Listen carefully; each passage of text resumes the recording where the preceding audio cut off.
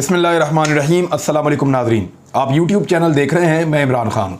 सबसे पहले एक सर्वे करवाया, वो आपके साथ मैं शेयर कर देता हूँ ताकि यहीं से बात को आगे बढ़ाते हैं।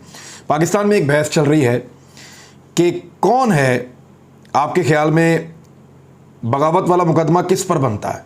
ये मैंने सवाल पूछा था क्योंकि पाकिस्तान में हर तरह के लोग हर तरह के बयानात जो हैं इनको वायरल कर रहे हैं और ख़ास तौर पे PMLN के PDM की जमातों के जो लीडर्स हैं उनके बयानात बहुत ज़्यादा वायरल हो रहे हैं कि उन्होंने किस तरह पाकिस्तान के इदारों के ख़िलाफ़ जहरीला प्रोपेगेंडा हमेशा किया है। वो जो जहरीला प्रोपेगेंडा है उसको देखने के बाद लोग अपनी एक राय बना रहे हैं, जबकि पाकिस्तान तहरीक इंसाफ के ऊपर मुकदमात किए जा रहे हैं और उनके ऊपर कार्रवाई की जा रही है। तो क्या ये जहरीला प्रोपेगेंडा असल में किसने किया है, इस पर मैंने एक सर्वे करवाया है।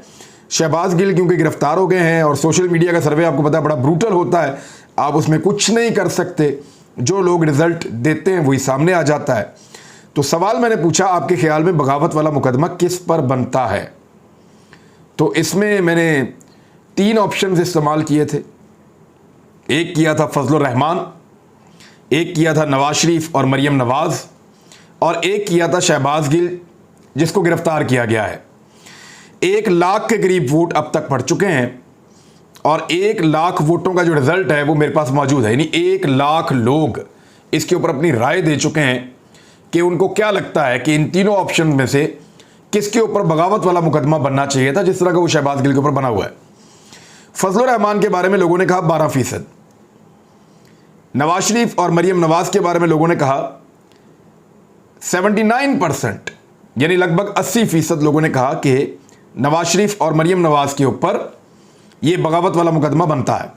शहबाज गिल जिसके ऊपर मुकदमा बना हुआ है उसके बारे में 9% लोगों की राय है कि उसके ऊपर मुकदमा बनता है। अगर आप इसको दोबारा गौर से देखें तो PDM की जमातों के अंदर जो लोग मौजूद हैं उनके बारे में 91% लोगों की राय है, 91% लोगों की राय है कि उनके ऊपर मुकदमा बनता है बगावत वाला। ये लोगों की राय है। जबकि शहबाज गिल के बारे में सिर्फ 9% लोगों की राय है कि उनके ऊपर मुकदमा बनता है बगावत वाला। तो अब आप यहां से अंदाज़ा कर लें कि इस वक्त लोग क्या सोच रहे हैं। यानी वो जो लोगों की आवाज़ होती है ना, वही तो जमहूरियत में असल आवाज़ होती है। आप लोगों की राय लेते हैं तब आपको पता चलता है कि लोगों की पल्स क्या कह रही है, पाकिस्तानी जो है वो क्या चाहते हैं, क्या सोच रहे हैं।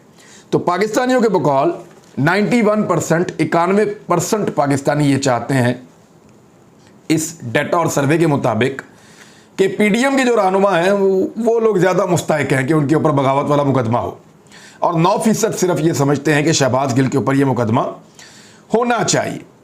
अब ये तो एक चीज़ थी, मैंने अब तक पहुंचा दी है। दूसरा, इमरान खान साहब ने जो कमाल काम किया वो ये किया कि PDM का पूरा बयानिया दबरदूस कर दिया है, उड़ा के रख दिया है। मैंने पिछले वीलॉग में कहा कि OLX पे लगा दिया, उन्होंने लपाट के फारग कर दिया इमरान खान साहब ने 20 से 25 मिनट के अंदर, क्योंकि बड़ी कोशिश की है फौज को एक बड़ी पॉलिटिकल पार्टी के आमने सामने लाने की। ये ऐसी पॉलिटिकल पार्टी है जो हर सूबे के अंदर मौजूद है। खैबर पख्तूनख्वा में नंबर 1 है, पंजाब में इस वक्त नंबर 1 है, सिंध के अंदर नंबर 2 पे है, बलूचिस्तान के अंदर इसकी अपनी एक वैल्यू है, गिलगित बल्तिस्तान में नंबर 1 है, इस्लामाबाद में नंबर 1 है और कश्मीर में नंबर 1 है। तो एक पार्टी जो पूरे पाकिस्तान के अंदर 80% से ज़्यादा पाकिस्तान में वो नंबर 1 है, उस पॉलिटिकल पार्टी को आप कैसे एक इतने बड़े इदारे के सामने लाने की साजिश कर सकते हैं। बहरहाल इमरान खान साहब ने कहा कि एक साजिश हो रही थी जिसको उन्होंने नाकाम बना दिया है। इस साजिश को जब से इमरान खान साहब ने नाकाम बनाया, कुछ प्रेस कॉन्फ्रेंसेस आई हैं, कुछ अभी आनी है। PDM के लोग मेरी इतला के मुताबिक सर जोड़ के बैठ गए हैं कि हम तो सोच रहे थे कि इमरान खान हमारी बातों में आकर जो हम गुस्सा दिलाएंगे, जो हम इक़दाम उठाएंगे गैर कानूनी, जो हम बंदों की गिरफ्तारियां करेंगे, उनको परेशान करेंगे, इन चीज़ों में और इस दबाव में आकर इमरान खान अपने हवास खो बैठेंगे और सियासी इक़दाम करने की बजाय या समझदारी का मुजाहरा करने की बजाय वो अग्रेसिव होंगे और इदारों के साथ हमें उनको लड़ाने का मौका मिलेगा। लेकिन इमरान खान साहब ने बड़ी समझदारी का सबूत दिया 2-3 चीज़ों में। मैं आपको बता देता हूँ 2-3 चीज़ों में इमरान खान साहब को उकसाया जा रहा है या इदारे के अंदर लोगों में नफरत पैदा करने की कोशिश की जा रही है कि एक तो ये है कि फौज को और पाकिस्तान तहरीक इंसाफ को किसी तरह सबसे बड़ी पॉलिटिकल पार्टी को और पाकिस्तान के सबसे मुतबर और बड़े इदारे को आमने सामने लाया जाए। एक तो ये कोशिश की जा रही है, इमरान खान साहब ने इसको नाकाम बनाया है। दूसरा, एक शदीद दबाव डाला जा रहा है पाकिस्तान तहरीक इंसाफ के ऊपर कि पंजाब में और खैबर पख्तूनख्वा में अपने सियासी मुखालिफिन के ऊपर जो है वो दुनिया तंग कर दी जाए, ज़मीन तंग कर दी जाए। ये बहुत दबाव डाला जा रहा है और ये दबाव जनरेट कहाँ से होता है, ये बहुत इंटरेस्टिंग है। पाकिस्तान तहरीक इंसाफ के लोग भी ये बात करते हैं, लेकिन ये दबाव जनरेट होता है एक मीडिया सेल से, एक स्ट्रेटेजिक मीडिया सेल आपको पता है बना हुआ है, वहाँ से। कभी चूड़ियों की तस्वीरें लगाई जाती है कि चूड़ियाँ पहन ले पंजाब हुकूमत और KP हुकूमत, कभी जो है वो गुस्सा दिलाया जाता है, कभी कहा जाता है कि 80% के ऊपर। ये जानबूझ कर किया जा रहा है। इसको एक दबाव के टूल के तौर पे तो इस्तेमाल किया जा सकता है, लेकिन जिन अकाउंटों से ये खेल शुरू होता है वो अकाउंट मशकूक हैं। मैं आपको फिर कह रहा हूँ, जानबूझकर ये कोशिश की जा रही है कि पंजाब में और खैबर पख्तूनख्वा में पाकिस्तान तहरीक इंसाफ भी उसी तरह रिएक्ट करे जैसे वफाक के अंदर PDM की हुकूमत कर रही है। लेकिन ये PDM वालों की अपोजिशन की ख्वाहिश हो सकती है, क्योंकि पंजाब में और खैबर पख्तूनख्वा में वो अपोजिशन में है, वफाक में वो हुकूमत में है। उसका रीज़न पता क्या है? उसका रीज़न ये है कि इमरान खान साहब क्योंकि इलेक्शन जीतने जा रहे हैं, उनकी मकबूलियत ज़्यादा है, तो उनको हर हाल में इलेक्शन लड़ना है, उनको चीज़ों को ख़राब नहीं करना। PDM की जमातें क्योंकि इलेक्शन हारने जा रही हैं, उनको तसादुम की तरफ जाना है, तो उनको ये सूट करेगा कि पंजाब में और खैबर पख्तूनख्वा में इमरान खान साहब भी उसी गैर जिम्मेदारी का मुजाहरा करें जिस गैर जिम्मेदारी और जिस जुल्म का और तशद्दुद का मुजाहरा जो है वो सिंध में और इस्लामाबाद में किया जा रहा है। जैसा कि सिंध में अहमद यूसुफ को गिरफ्तार किया गया और पुलिस ने जिस तरह का हथकंडा उठाया, 7 घंटे के बाद बताया कि जनाब फलां थाने के अंदर है, वहाँ पे मुकदमा है, और फिर बताया कि जी कल अदालत के अंदर पेश किया जाएगा। घर से जाते हुए CCTV का रिकॉर्ड भी ले गए और इस किस्म की कार्रवाई की गई। कई घंटे लापता रखा गया, बच्चों के सामने अरेस्ट किया गया। अब इस पे जो है वो ARY के जो वकला हैं, अजहर सिद्दीक साहब हैं और दीगर और लोग हैं, इन्होंने जो लाहौर रजिस्ट्री है सुप्रीम कोर्ट की, उसके अंदर एक चैलेंज कर दिया इस सारे मामले को, और वहाँ पे ये कहा गया है कि ये गैर कानूनी FIR है, क्योंकि एक मुकदमे की एक ही FIR हो सकती है। और ये सुप्रीम कोर्ट ऑफ पाकिस्तान का सुगरा बीबी केस के अंदर एक बड़े बेंच का, गालिबन 7 रुकनी बेंच का ये फैसला है। इसी केस का हवाला जो है वो, इसी फैसले का हवाला मेरे केस में भी वकला अदालत में दिया करते थे, इसलिए मुझे आइडिया है कि ये सुगरा बीबी केस है सुप्रीम कोर्ट ऑफ पाकिस्तान का, और बड़ी डिटेल्ड इसके अंदर एक जजमेंट मौजूद है। तो इसी का हवाला दिया है अहमद यूसुफ के केस में, और आज अहमद यूसुफ को अदालत में पेश किया जाएगा, जबकि वकला ने यहाँ पे अपील भी कर ली है और ऐसा लगता है कि उनको ज़मानत मिल जाएगी।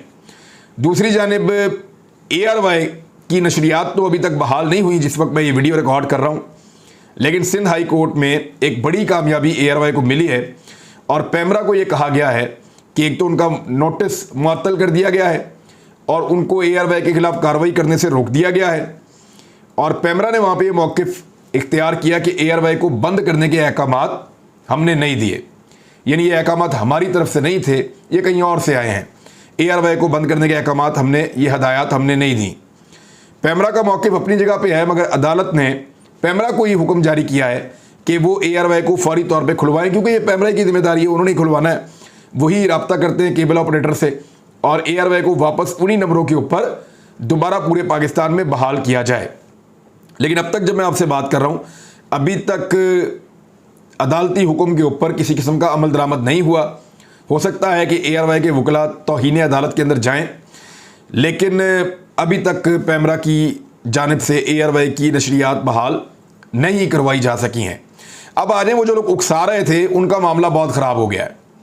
वो जो लोग उकसा रहे थे वो अब सर जोड़ के बैठे हैं कि किस तरह हम दोबारा लड़ाई करवाएं, यानी किस तरह हम फूट डालें पाकिस्तानियों के दरमियान और पाकिस्तान के इदारों के दरमियान। तो ये साजिश तो इमरान खान साहब ने कर दी है नाकाम। अब दूसरी साजिश ये है कि सूबाई हुकूमतों को उकसाया जाए कि वो कार्रवाइयाँ करें, ताकि जो इलेक्शन का मामला करीब आ रहा है वो मज़ीद दूर चला जाए, पाकिस्तान एमरजेंसी की सूरत हाल में चला जाए, या खुदा ना खास्ता कोई मार्शल लॉ की सूरत हाल। और इस पर इमरान खान साहब ने एक स्टेटमेंट भी दिया है। उन्होंने कहा क्या मार्शल लॉ लग गया मुल्क में, क्या जमहूरियत में ऐसी गिरफ्तारियों की इजाज़त है? ये इमरान खान साहब ने कहा। एक शहबाज गिल साहब के साथ असिस्टेंट था जिसका एक हाथ भी बताया गया कि जख्मी था, क्योंकि जब वो बट मार रहे थे गाड़ी के अंदर शीशा तोड़ने के लिए तो वो पीछे बैठा हुआ था और वो हाथ रख रहा था। गालिबन इस वजह से उसके हाथ पे चोट लगी, कुछ शीशे भी उसके यहाँ गले पे लगे थे। बहुत मामूली वो जख्मी हुआ था, लेकिन उसकी कमीज़ फटी हुई थी जब वो कैमरे के सामने आया था और बकौल उसके कि पुलिस ने उस पर टॉर्चर किया है। उसकी वीडियो मैंने नहीं देखी। ये अजहर नाम का शख्स है और इसने क्लेम किया है, एक ऑडियो मैसेज के अंदर इसने बताया है कि इसकी बीवी को और इसके घर वालों को हरासा किया गया है, इसके घर पे छापे मारे गए हैं और पुलिस उसकी तलाश कर रही है, उसको बुला रही है और वो कहीं रूपोश है। तो वो ये कह रहा है कि जी पुलिस मुझे क्यों बुला रही है, मेरा क्या ताल्लुक है इन चीज़ों से। तो पुलिस उसको रब्ता ये करके ये कह रही है कि शहबाज गिल की चीज़ें लेकर आओ। वो कह रहे हैं जी मेरा शहबाज गिल की चीज़ों से कोई ताल्लुक नहीं है और ना मेरे पास वो चीज़ें मौजूद हैं। वो कोई पेपर मांगते हैं, कोई टेलीफोन मांगते हैं, मोबाइल, इस किस्म की चीज़ें। लेकिन उसने एक अजीब चीज़ बताई, उसने ये बताया कि उसकी बीवी को G6 के एक पुलिस स्टेशन के अंदर पुलिस उठा कर ले गई है और उसकी बीवी से बात करवा रहे हैं और दबाव डाल रहे हैं कि तुम फ़ौरन पुलिस स्टेशन पहुंचो, नहीं तो तुम्हारे घर वालों की खैर नहीं है। अब मुझे यहाँ पे बिलावल भुट्टो जरदारी साहब का बयान याद आता है जब किसी खातून को गिरफ्तार किया जाता है। मुझे याद है जब फरियाल तालपुर साहिबा को रात के वक्त जेल में शिफ्ट किया गया था तो पाकिस्तान पीपल्स पार्टी ने बहुत शोर मचाया था। जरदारी साहब की बहन है, शोर मचाना ही था। जब मरियम नवाज साहिबा की गिरफ्तारी हुई थी तो PMLN ने और पीपल्स पार्टी ने बहुत शोर मचाया था। बिलावल भुट्टो जरदारी ने कहा था कितने बेगैरत हो आप, याद है आपको? बिलावल जरदारी ने कहा था कितने बेगैरत हो आप कि आपने औरत को गिरफ्तार किया है। तो अभी ये एक औरत को उठाकर लेकर गए पुलिस स्टेशन में, आधी रात को लेकर गए मिडनाइट में, और वो औरत एक गरीब शख्स की बीवी है। उसका इन सारे मामलात से कोई ताल्लुक नहीं है। ना वो औरत सियासी है, ना वो औरत सियासत में कभी हिस्सा लेती है, ना उसने कभी किसी जलसे में तकरीर की है, ना उसके ऊपर करप्शन का कोई एलिगेशन या केस है। इस औरत के ऊपर कहीं कोई केस नहीं है, सिर्फ इसका शौहर मुलाजमत करता है एक पॉलिटिकल आदमी के पास, और इसकी वजह से इस औरत को आधी रात को गिरफ्तार करके हिरासत में लेकर एक पुलिस स्टेशन में ले जाकर रखा गया है। तो क्या बिलावल जरदारी पूछेंगे इस्लामाबाद पुलिस से, या चलें पूछ लें शहबाज शरीफ से, या चलें वफाकी वज़ीर दाखिला से पूछ लें, या चलें अपनी हुकूमत से ही पूछ लें कि कितने बेगैरत हो आप कि आपने ये किया है? पूछ लें ना कि कितने बेगैरत हो आप। या जो इज्जत है वो सिर्फ आपके घरों की औरतों की है, या जो इज्जत है वो PMLN की क़यादत और पीपल्स पार्टी की क़यादत जो है उसके अंदर जो शामिल घरों की औरतें हैं उनकी इज्जत है। बाकी पाकिस्तान में किसी औरत की इज्जत नहीं है, किसी की चादर और चार दीवारी का तकद्दुस नहीं है। बाकी सारे कीड़े मकोड़े हैं। यानी आप जाएं और जाके अल्लामा इकबाल की बहू का दरवाज़ा तोड़ दें तो कोई फ़र्क नहीं पड़ता, लेकिन मरियम नवाज़ के होटल का दरवाज़ा तोड़वाया जाए तो उससे बहुत फ़र्क पड़ता है और वहाँ आप कहते हैं कि कितने बेगैरत हो आप। तो ये वाला सवाल जो है वो पूछना चाहिए बिलावल भुट्टो जरदारी को। अभी मैं एक चीज़ देख रहा था कि ARY जो है इस वक्त भी जो ऑनलाइन चल रहा है वो ARY जियो से 3 से 5 गुना ज़्यादा चलता है ऑनलाइन। यानी मैंने इसको सोशल मीडिया के ऊपर देखा, यूट्यूब के ऊपर दोनों चैनल लाइव चल रहे थे। अगर जियो 10,000 पे खड़ा होता है तो ARY 30 से 50,000 के ऊपर खड़ा होता है। जियो अगर 20,000 पे खड़ा होता है तो ARY 1 लाख के आसपास होता है, बाजू का 60,000, 70,000, 1 लाख। इतना फर्क है लोगों के देखने में और पसंद करने में। ये रेटिंग का सारा फिनोमिना ही एक्सपोज हो गया है। पहले जाली रेटिंग के ऊपर पहले नंबर का चैनल बना फिरता था, इस वक्त सूरत हाल ये है। तो लोगों की तवज्जो किधर है, लोग देखना किस चैनल को चाहते हैं, यहां से भी आपको आइडिया हो जाता है कि सोशल मीडिया पे इस वक्त ARY 3 गुना से लेकर 5 गुना तक आगे ही रहता है जियो की निस्बत। कुछ लोग जो हैं वो अरशद शरीफ साहब को ताने दे रहे हैं कि वो पाकिस्तान से बाहर क्यों चले गए। तो मैं चंद सवालात आपके सामने रख देता हूं।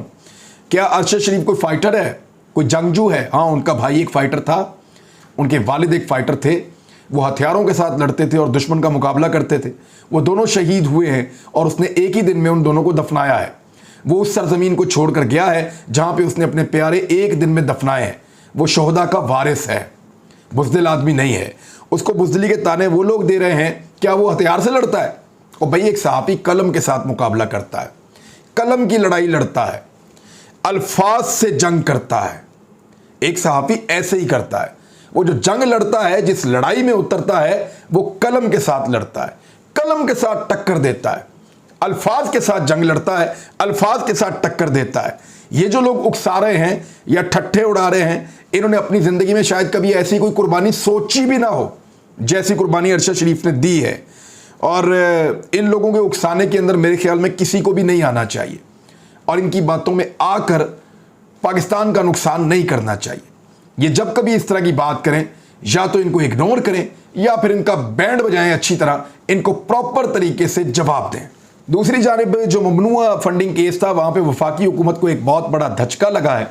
तहरीक इंसाफ के खिलाफ FIA को इस्तेमाल करने का मंसूबा पूरी तरह नाकाम हुआ है और इस्लामाबाद हाई कोर्ट ने FIA के नोटिस मुअत्तल कर दिए हैं। यानी जिस बुनियाद के ऊपर ये बहुत उछल रहे थे कि FIA में बुला रहे हैं, फलां को बुला रहे हैं, ये कर रहे हैं, वो कर रहे हैं, नहीं, उस सारे मामले को किसी और तरह देखा है अदालत ने, और अदालत ने FIA के नोटिस जो जारी किए गए हैं पाकिस्तान तहरीक इंसाफ को, उनको गैर कानूनी करार दे दिया है। ये एक बड़ी खबर है और इस सूरत हाल के अंदर ये हुकूमत की एक बहुत बड़ी शिकस्त भी है। तो अब तक के लिए इतना ही। अपना ख्याल रखिएगा, अपने इस चैनल का भी। अल्लाह हाफ़िज़।